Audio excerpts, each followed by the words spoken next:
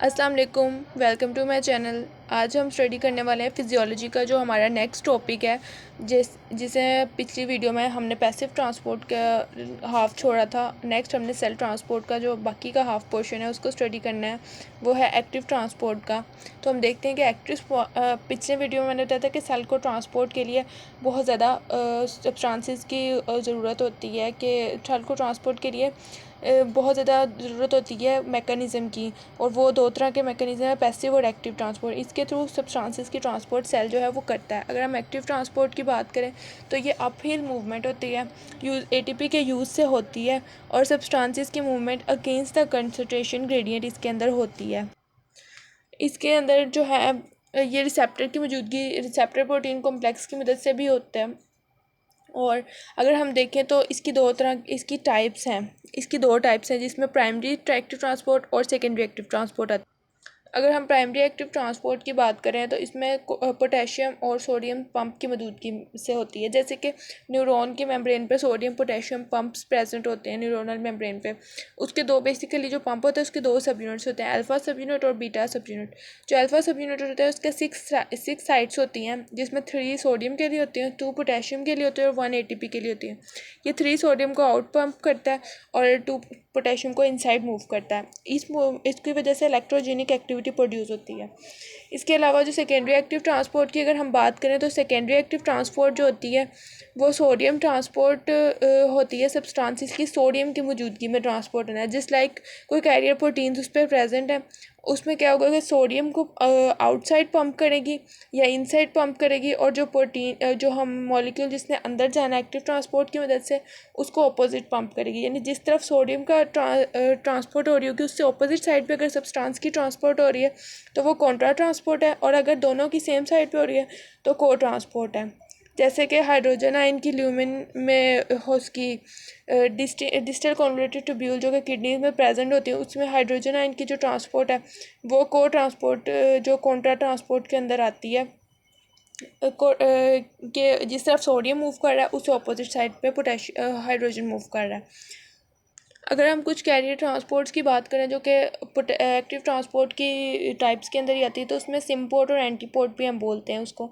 अगर सोडियम की वजह से हो रही है, जैसे लाइक अगर हम बात करते हैं जैसे हमने सोडियम की मौजूदगी से किए गए को ट्रांसपोर्ट और कॉन्ट्रा ट्रांसपोर्ट, इसी तरह हम सिम्पोर्ट और एंटीपोर्ट की बात करते हैं। सिम्पोर्ट भी बिल्कुल को ट्रांसपोर्ट ही है, कि जिसमें एक टाइम पे एक सब्सटेंस की मूवमेंट जो है वो उसके सेम हो रही होती है दूसरे सब्सटेंस की मूवमेंट के। यानी कि दोनों सब्सटेंस एक ही डायरेक्शन में अगर मूव कर रहे हैं सेल मेम्ब्रेन के, यानी अगर दोनों इनसाइड जा रहे हैं या दोनों आउटसाइड जा रहे हैं, तो वो सिम्पोर्ट होगी। बेसिकली सिम्पोर्ट हम उस ट्रांसपोर्ट को कहते हैं जो कि कलेक्टिवली सारी मतलब जिसमें सारी ही ट्रांसपोर्ट्स आ जाती हैं।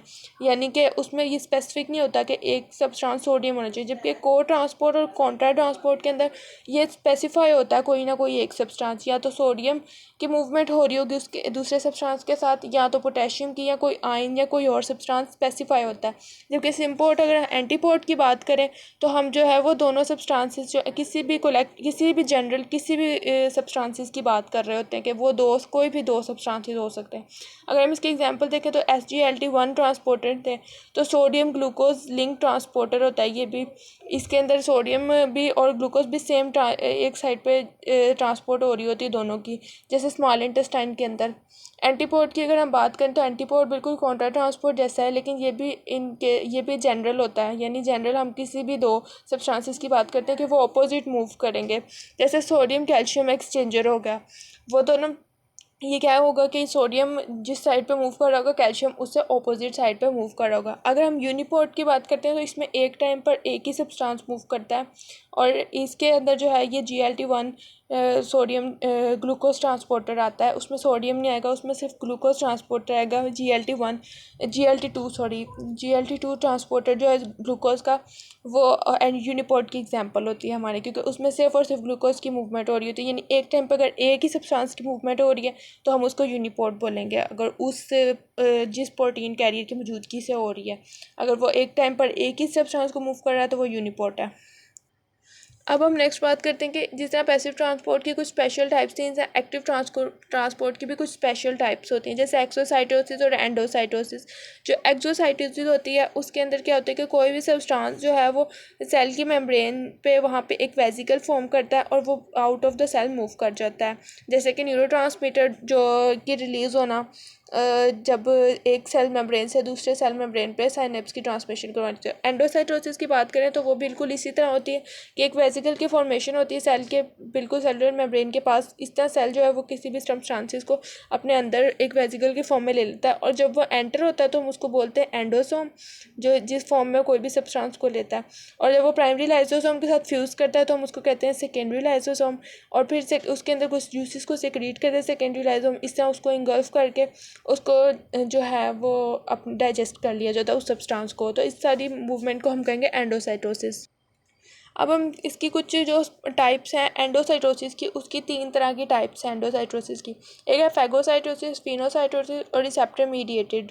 जो फैगोसाइटोसिस है वो होते हैं कि उसमें सूडोपोडियम की फॉर्मेशन होती है, और ये इसको हम कहते हैं सेलुलर ईटिंग, यानी अगर सेल जो है अपने अंदर एक सॉलिड सब्सटेंस को इनगल्फ कर रहा है ना, तो वो हम कहेंगे फैगोसाइटोसिस है। जैसे कि आरबीसी जो डब्ल्यूबीसीज होते हैं वो क्या करते हैं कि पैथोजेंस को जो है हमारी इम्यूनिटी में एक अच्छा रोल प्ले करते हैं और पैथोजन को इनगल्फ कर देते हैं, जिसमें मैक्रोफेजेस आ जाते हैं, हमारे पास मोनोसाइट्स आ जाते हैं।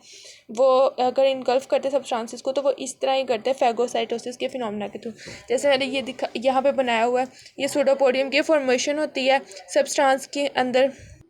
सूडोपोडियम की फॉर्मेशन हो रही जैसे सब्सटेंस करीब आया, और फिर देन यहाँ पर ये उसके अंदर उसने इनगल्फ कर लिया, ये एंडोसोम बन गया। इसको एंडोसोम को आगे प्राइमरी लाइसोसोम के साथ फ्यूज़ करेगा सेल के अंदर, और वो उसके अंदर कुछ हाइड्रोलिटिक सेल्स उसके अंदर हाइड्रोलिटिक इंजाइम्स प्रेजेंट होंगे जो उसको इनगल्फ कर लेंगे, और इस तरह सब्सटेंस जो है वो यूज़ हो जाएगा। अगर हम पिनोसाइटोसिस की बात करें तो उसको हम कहते हैं सेलुलर ड्रिंकिंग। जो सेलुलर ड्रिंकिंग होते हैं उसको, यानी सेल अगर अपने अंदर लिक्विड फॉर्म में यानी ड्रॉपलेट्स को अपने अंदर इंटेक करता है तो हम उसको कहेंगे फिनोसाइटोसिस। जैसे ये यहाँ पे देखा है ये आ गया सब्सटेंसेस, लिक्विड सब्सटेंसेस, और यहाँ पे एंडोसोम की फॉर्मेशन हो रही है, यानी उसके वेसिकल बन रहा है, और यहाँ पे एंडोसोम एक अंदर बन चुका है। इसी तरह से हाइड्रोलिटिक एंजाइम्स जो हैं वो लाइसोसोम के अंदर इसको भी इन्गल्फ कर लेंगे। अगर हम पिनोसाइटोसिस की बात करें, एग्जाम्पल देखें इसकी बात करें, तो हम देखेंगे सेल्स जो स्मॉल इंटेस्टाइन के अंदर लाइनिंग, जो सेल्स की लाइनिंग जो स्मॉल इंटेस्टाइन के अंदर प्रेजेंट होती है, वो फैट ड्रॉपलेट्स को अगर अपने अंदर अब्जॉर्ब करने के लिए और न्यूट्रिएंट्स को अपने अंदर अब्जॉर्ब करने के लिए उसका बहुत ही अहम रोल है। और इसकी एग्जांपल में वो जो फैट्स ड्रॉपलेट्स जो हैं वो अगर स्मॉल इंटेस्टाइन के सेल्स अब्जॉर्ब करते हैं तो वो पिनोसाइटोसिस के फिनोमेना के थ्रू करते हैं। अब रिसेप्टर मीडिएट जो सबसे इम्पोर्टेंट टाइप है रिसेप्टर मीडिएटेड हमारे पास एंडोसाइटोसिस की, तो उसके अंदर रहती है कि क्लेथरिन कोटेड कुछ रिसेप्टर पिट्स होती हैं।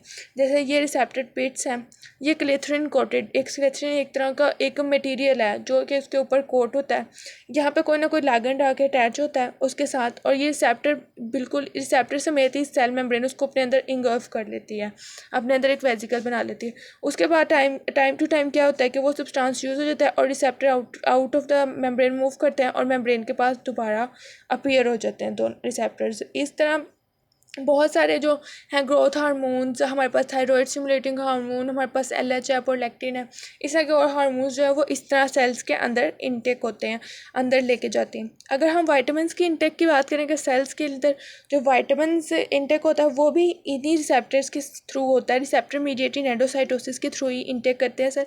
लेकिन एक डिफरेंस ये है कि यहाँ पर जो सेल्स हैं वो रिसेप्टर कोटेड है, रिसेप्टर जो है वो है हमारे पास क्लेथरिन कोटेड पिट्स हैं, जबकि उसके अंदर होती है कैविडिन कोटेड। ये डिफरेंट मटेरियल है, बस ये इसके अंदर डिफरेंस है। अब और इसके अंदर यहाँ तक हमारा ये लेक्चर ख़त्म हो गया एक्टिव ट्रांसपोर्ट का। नेक्स्ट मैं फिजियोलॉजी पे, नेक्स्ट मसल फिजियोलॉजी पे वीडियो बनाऊँगी। अगर आपको नोट्स चाहिए होंगे तो आप वो भी ले सकते हैं, और चैनल को लाइक और सब्सक्राइब करना मत भूलिएगा। इस तरह की और वीडियोज़ के लिए चैनल को ज़रूर फॉलो कीजिएगा। Thank you. अल्लाह हाफिज़।